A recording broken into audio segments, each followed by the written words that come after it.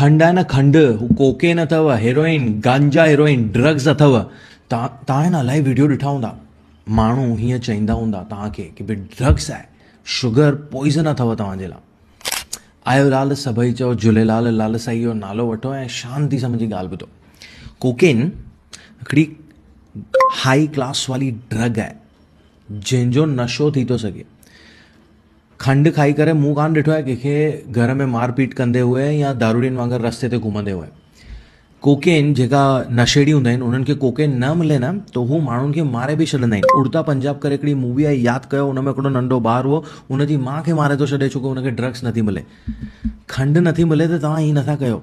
ही जेकी बि ॻाल्हियूं निकितियूं आहिनि उहो हिकु ॿ स्टडीज़ जे मथां निकितियूं आहिनि, उहो बि चूहनि जे मथां थी हुई स्टडी, सभिनी जे मथां इम्प्लीमेंटेड कान्हे। खंड इलाही ज़रूरी आहे पंहिंजे शरीर खे हलणु। पंहिंजो जेको ब्रेन आहे, पंहिंजो जेको RBC इन ब्लड आहे, उनखे खंड मां ई एनर्जी मिलंदी आहे, ॿिए किथां कान मिलंदी आहे। त तव्हां अगरि सही मात्रा में खंड खाओ था त तव्हांखे खंड कोई नुक़सानु कान कंदी। तव्हां वधीक खाईंदा तव्हांजो वज़न वधंदो, तव्हांखे बीमारियूं थी थियूं सघनि, पर हूअ त हर हिकु शइ मां थी सघे। तव्हां घी बि ज़रूर खां वधीक खाईंदा, बादाम बि ज़रूर खां वधीक खाईंदा त दिक़त ईंदी। त ज़रूर खां वधीक प्रॉब्लम आहे। खंड नशेड़ी कान ठाहिण वारी आहे तव्हांखे।